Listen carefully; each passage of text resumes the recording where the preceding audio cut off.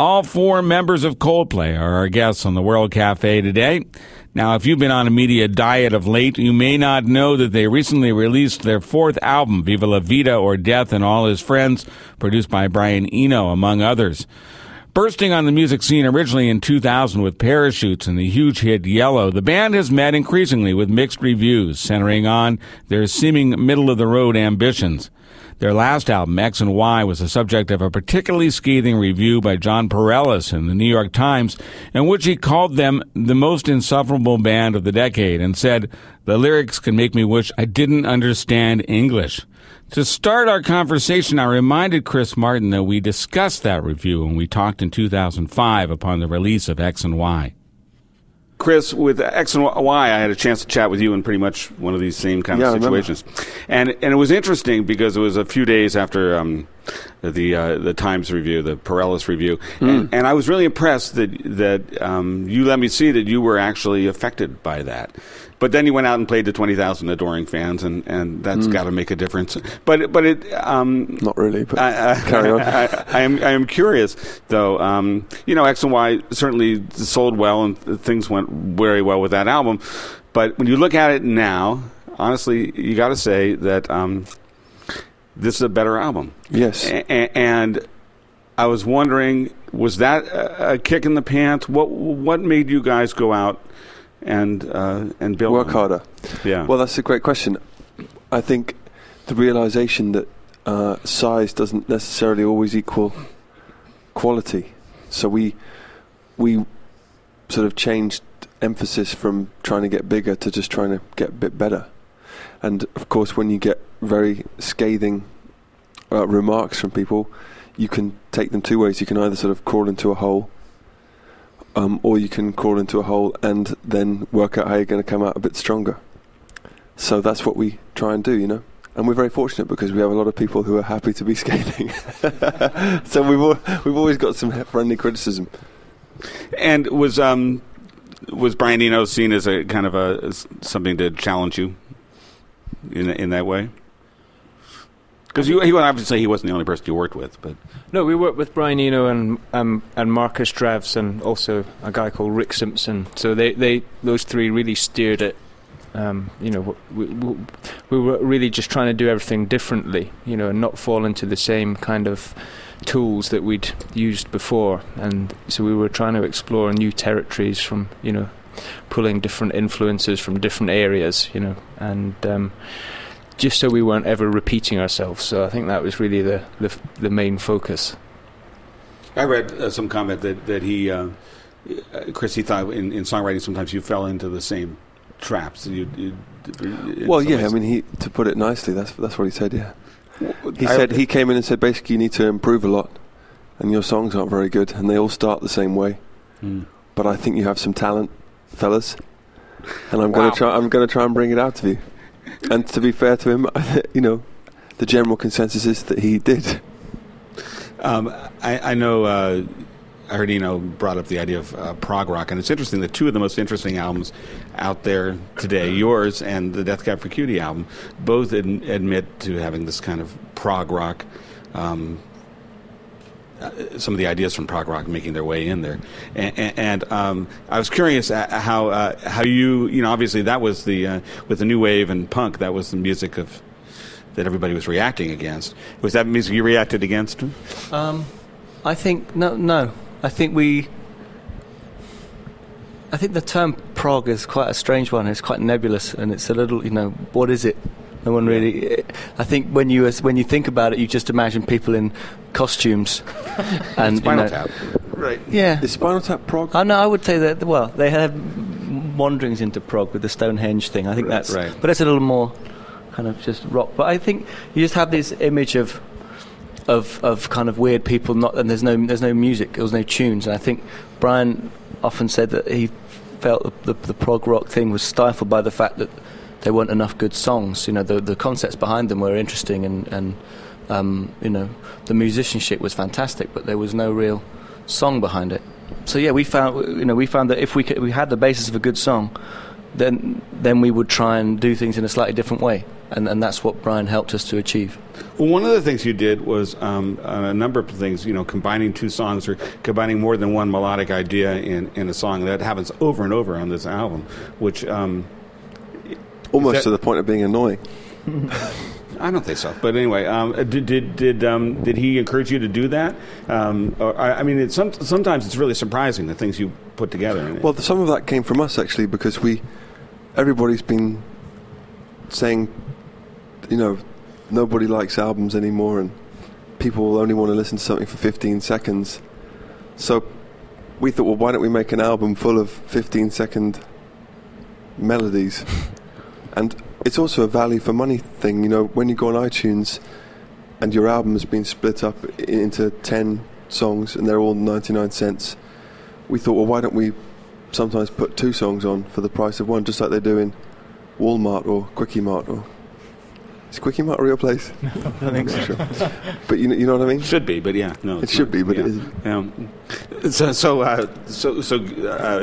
But wait a minute, these songs do relate to each other. They absolutely do. But it really is a value. It's a way of encouraging people to listen to the whole thing. The fact that you get it's like 20% extra free. It works in fast food, so works in music.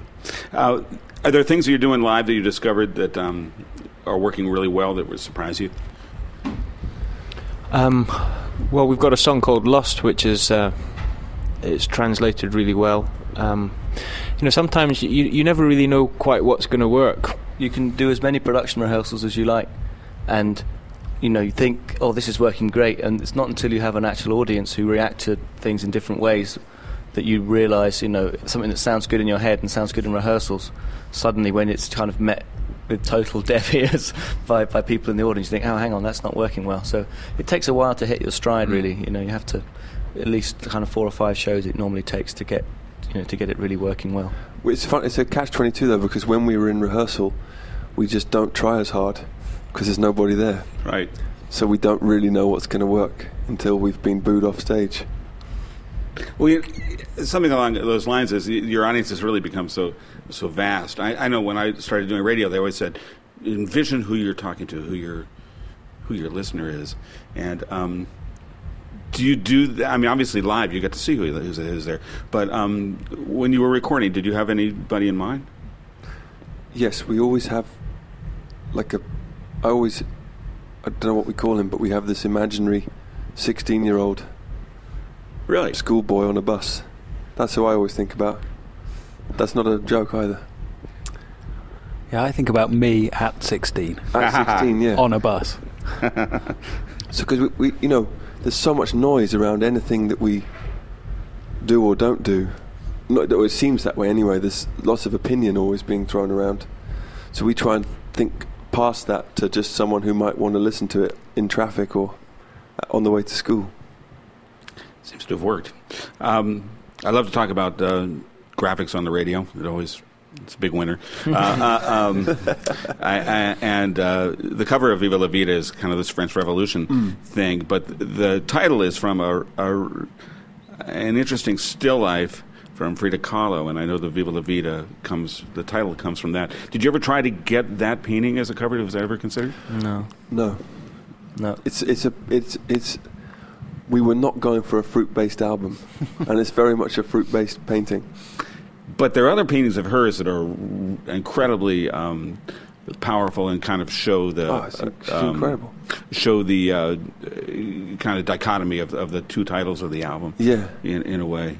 Well, she was really one of the key inspirations for us.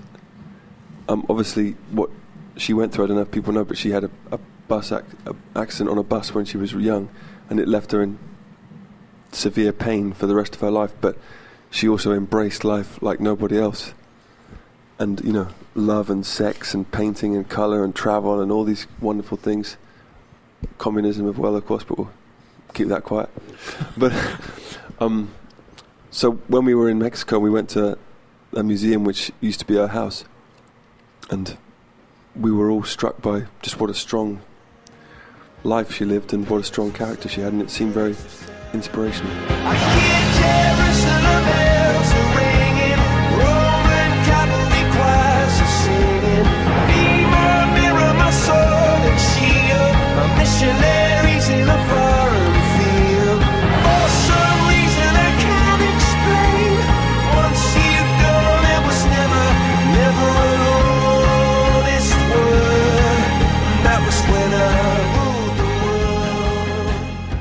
Talk a little bit about marketing, because everybody always points to Radiohead giving their album away as a really inventive thing. Of course, you are a major label band, and that was not going to be something you could do. But you gave away the single. You gave away that concert in New York, yes, which was pretty incredible. And of course, the elephant in the room is the iTunes commercial, which I think is the most brilliant thing that's been done. But at the time, did you feel like that was going to be overkill?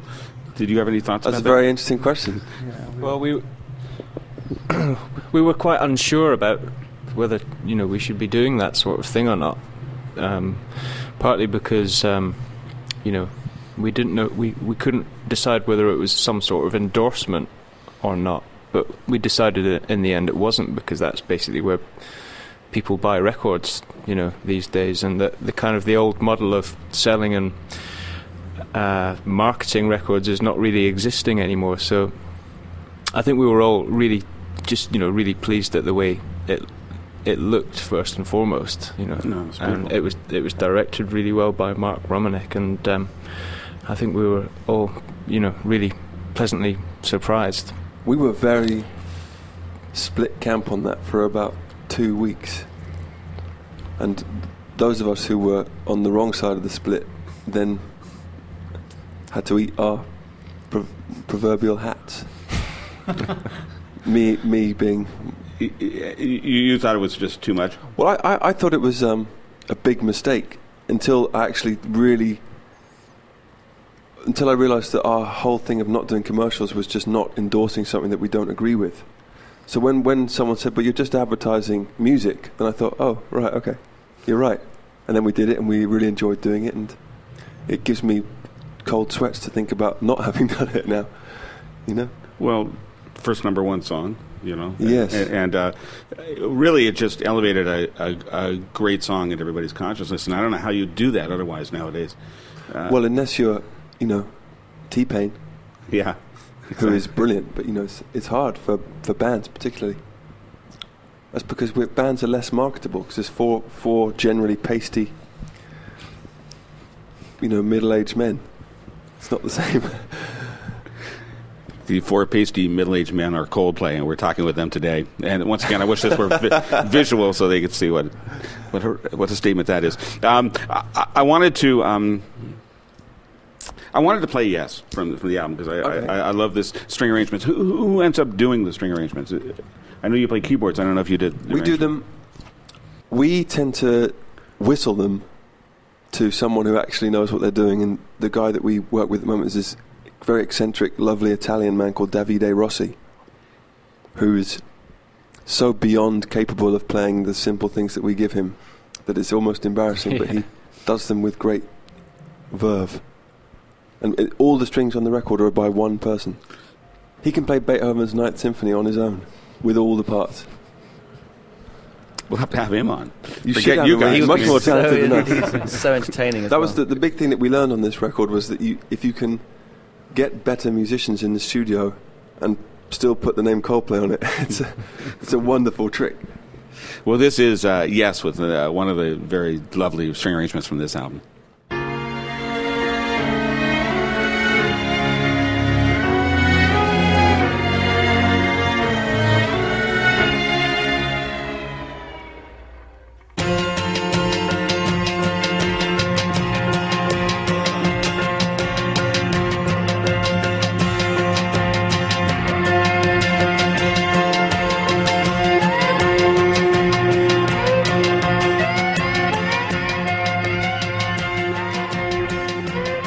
That is Yes from our guest Coldplay on the World Cafe today, and another one from Viva La Vida. And I just actually have a few more questions. This is a band democracy, and it's also, you guys are always were Coldplay, no changes, and that kind of thing. And you read about great bands who've stood the test of time, and that has been one of the major things as a kids. Either they were school friends, or they, I guess you guys met in college, but. Has the bond been tested at any point? I think it's constantly tested just by, it's like any relationship. It has moments where it's great and moments where it's tricky.